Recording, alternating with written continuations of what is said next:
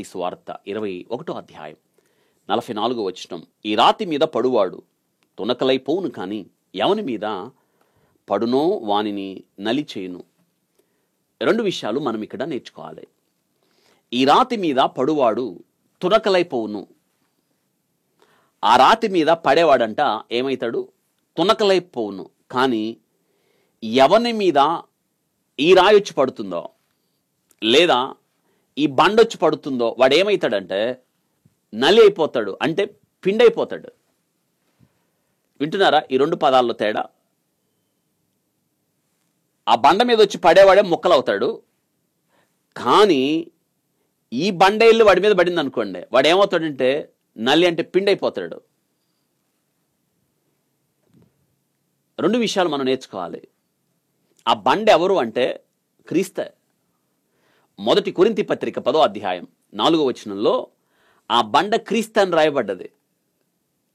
అంటే మనం ఆ బండ మీద పడవలసిన వారం, ఆ బండను ఆశ్రయించవలసిన వారం వాక్యం చెప్తుంది. వింటున్నారా? యబ్బోకు రేవు దగ్గర యాకోబు ఆ బండను ఆశ్రయించాడు. తెల్లవారు వరకు ఆ బండ అయిన దేవునితో యాకోబు యొక్క పోరాటం.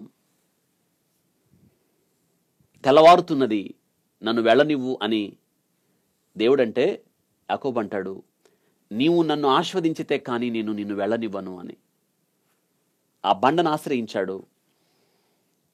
మడిమను పట్టుకున్న యాకోబు, కపట స్వభావం ఉన్న యాకోబు, మోసం చేయడం నైజము కలిగి ఉన్న యాకోబు ఆ బండ మీద పడ్డాడు. ఆ బండ మీద పడినవాడు ఏమవుతాడంటే ముక్కలు అవుతాడు, తొనకలు అవుతాడని ఉంది చూసారా? అంతే. దేవుడు చాచి యాకోబు తొడ మీద కొట్టగా తొడగూడు వసిలను కింద పడిపోయాడు. నీ పేరు చెప్పు.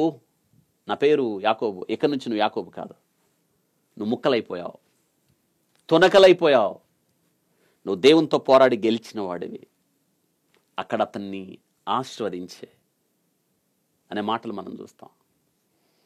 యబ్బోకు రేవు దగ్గర పెనుయేలు అనుభవంలో యాకోబు ముక్కలైన అనుభవం, తునకలైన అనుభవం. దేవునితో పోరాడి గెలిచాడు, దేవుని ముఖాన్ని చూచాడు. చక్కగా వాక్యంలో రాయబడ్డది. యాకోబు సాగినప్పుడు సూర్యోదయమాయను, సూర్యుడు ఉదయించెను, కుంటుతూ నడిచెను, నడక మారింది. నడక మారిన జీవితం అన్నమాట.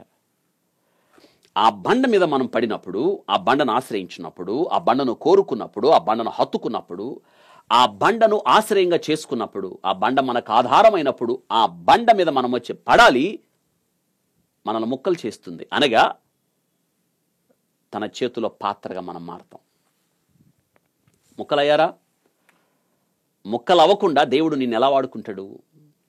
తన చేతిలో ఉన్న 5 రొట్టెలు 2 చేపలు, ఆ 5 రొట్టెలు ముక్కలు చేసి విరిస్తేనే ఆశీర్వాదం. దేవుడు విరవనది ముక్కలు చేయని మనల్ని వాడుకోలేడు కదా. ఈ విషయాన్ని మళ్ళీ జ్ఞాపకం చేస్తూ హోషే అంటాడు, యాకోబంట కన్నీరు విడిచి బ్రతిమలాడుకున్నాడు. మగ్గసిరి గలవాడై పోరాడాడు దేవునితో. నన్ను దీవించాలి, నన్ను ముక్కలు చేయి, నీ చేతిలో పాత్రగా నన్ను వాడుకో. మీరు అలా అడగాలి. ముక్కలయ్యే అనుభవం. ముక్కలు అవ్వకుండా, దేవుడు విరగొట్టకుండా దేవుని చేతుల పాత్రగా నువ్వు వాడబడలేవు, అనేకులకు దీవెనగా మారలేవు. ఆ బండను ఆశ్రయించినప్పుడు ఆ బండ మీద నువ్వు వచ్చి పడాలి, ఆశ్రయించాలి, నువ్వు ముక్కలవ్వాలి. ఇది మొట్టమొదట అనుభవం. మనం ముక్కలవ్వాలి, దేవుడు కోరుకుంటున్నాడు. మనం ఈ రాతి మీద పడువాడు తునకలైపోను. రక్షణ పొందక మనం దౌర్భాగ్యులం, రక్షణ పొందక ముందు మనం దిక్కుమాలిన వారం, దరిద్రులం, దిగంబరులం, గుడ్డివారం అంటాం మనం.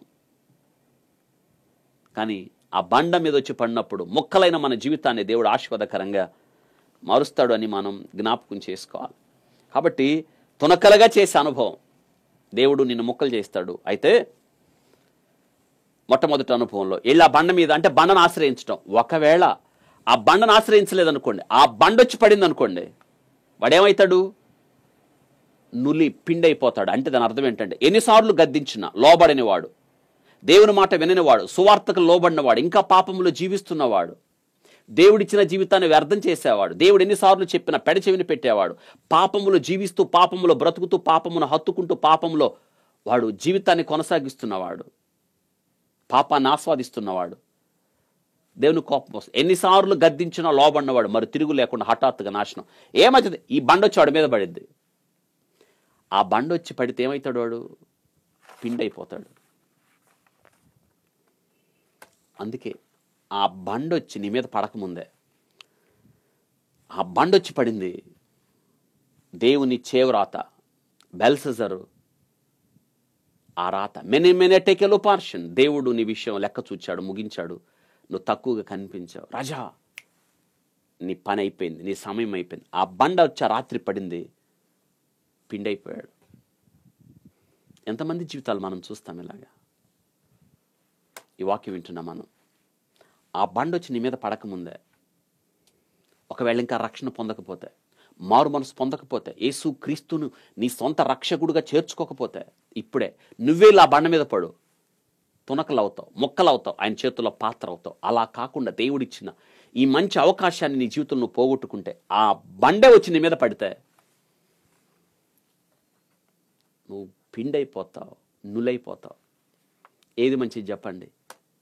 మనం వెళ్ళి బండ మీద పట్టడం మంచిదా, ఆ బండ వచ్చి మన మీద పట్టడం మంచిదా? ఇంకా నీకు అవకాశం ఉంది. నువ్వు వెళ్ళి ఆ బండ మీద పడి ఆయన శరణు వేడడానికి ఇంకా అవకాశం ఉంది. ఈ సమయాన్ని పోగొట్టుకోకండి, ఆయన ఆశ్రయించండి.